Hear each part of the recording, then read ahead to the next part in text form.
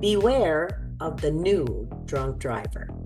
Hello and welcome to episode 41 of Throwing Your Parents Under the Bus. I'm Jane Ubel, and with me today is veteran crash investigator and driver safety expert Mike Pehl, along with our keeper of our enrichments and our social media platforms, Natasha Johnson.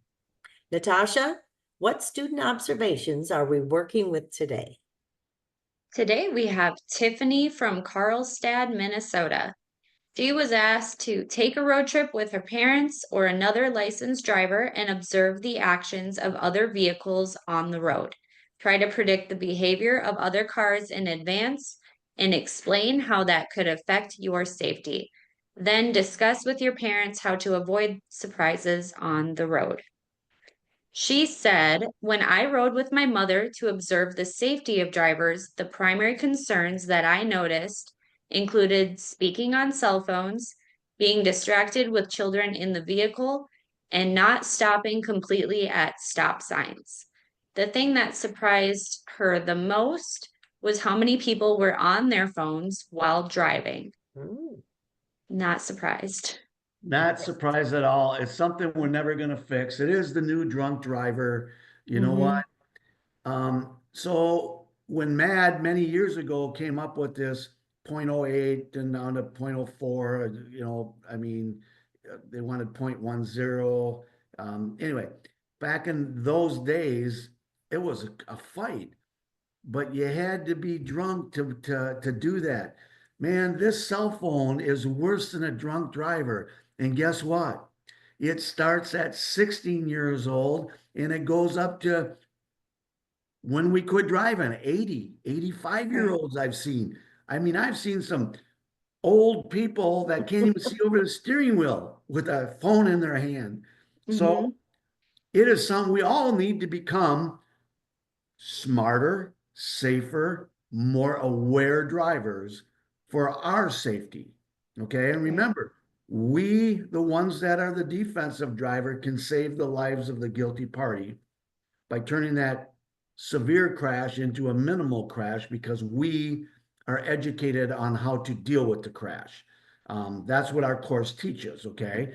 So I'm just going to say this to everybody, whether it's a distraction from the people in your car, the kids in your car, the food in your car, the phone in your car, the drugs in your car, or the alcohol in your car. There's so many distractions out there that we, the innocent people, have to pay attention. Remember this, a person that is not paying attention to their driving cannot go straight down the road. If you see a car inside that lane bouncing from their sideline to their center line, they're not, you get up next to them, that phone's going to be in their hand, or they're going to be drunk or whatever. And that's the person, especially when they're coming at you. You always need to have that exit picked. It is so important. And you can see it even at night when you see headlights coming at you and you see those headlights fade away from you and then come back to a shine. That's a car that's not going straight down the road. So you don't wait to get that till that car gets to you and all of a sudden you say, man, that car looks like it's in my lane, and then there's a crash because you can read that way before it happens. But you got to know, you got to practice this stuff. At night, you have to see cars as they're coming. It's like saying the ABCs. We know them because it's been repetitious since the day we were taught them. So even I don't care how old you are, I don't care what situation you're in, you can wrap them off so fast. Our little kids can. Same thing with defensive driving. If this happens, what are you going to do? Boom, react, react, react. Because if we freeze to the moment, that's usually not the good thing. Which means we as the driver needs to make sure we don't get distracted. Because when two people make the same mistake, that's when it affects lives and deaths and whatever. So pay attention out there. They're out there. It's not going away. We're not going to fix it. Just heard today on the news that they're going to start a safety campaign. It's going to be $100 for you to look at your phone. Just heard it today. So you know what? If I paid you $100 a second to not look at your phone, would you take that $100? You would. Yeah. You would, but guess what? You're going to do it, and it's going to cost you $100. But you heard it here. That's all I can say. So pay attention, because it is so you don't realize how easy it is to pick you out of a crowd when your face is in your phone. We all do it. Look at that person. We have somebody that's not even an experienced driver that's riding in a car, a 15-year-old student that's all she saw was people on her phone. It should scare every student we got to drive, right? Mm-hmm. So anyway, pay attention to your life out there.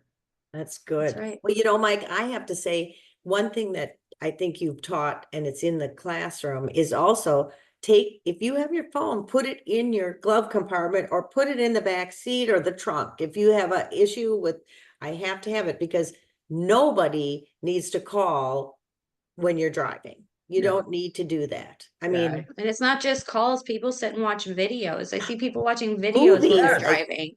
yes, It's crazy.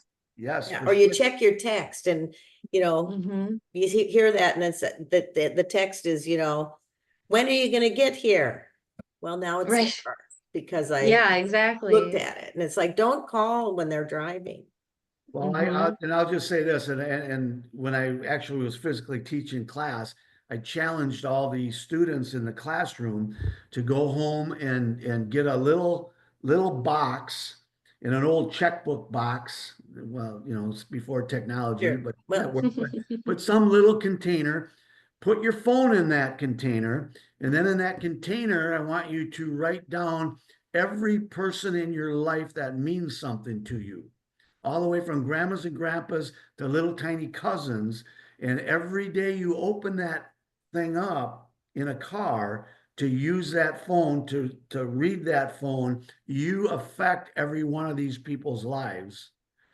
So when you look at it that way, it's kind of compelling, Yeah. that, if I look at that, mom, dad, my brother, my sister, my best friends, my sports people, so when I go to talk on that phone or read them texts or do that movie while I'm driving, I am going to literally affect this whole group of people. So pay attention. right. Mhm. Well, it's always a good reminder, even if you say, have heard it before, it's always nice to say, wait a minute, put it away. And even the new hands-free in the car, I mean, you can push the button Oh, and yeah. still drive and still talk your Yeah. text or whatever, but it's still a distraction because when you're involved in a conversation, you are not physically, mentally seeing everything around you. Remember this, somebody that's going 60 miles an hour will be cover 2/3 of a football field in 2 seconds. They're there. And you are not talking on a phone and looking up a football field up to see that car that's about to end your life in a head-on collision. So, you know what? It's just another distraction in the car that we need to deal with. So pay attention. Mhm. That's great, Mike. Thanks again for all your good words of wisdom. And of course, we want to thank you all for joining us. We truly appreciate you, and we hope you share our podcast with your friends and family. So you can check out other episodes by going to drivesaferidesafe.com/podcast, or you can go to our YouTube channel, which is youtube.com/drivesaferidesafe1, which is the number, not the word.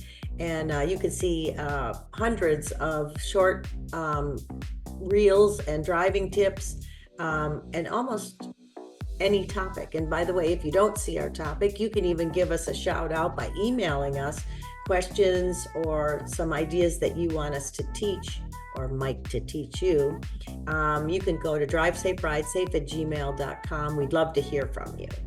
And this has been episode 41 of Throwing Your Parents Under the Bus. And of course, we want to remind you to Drive safe. I'd say .com.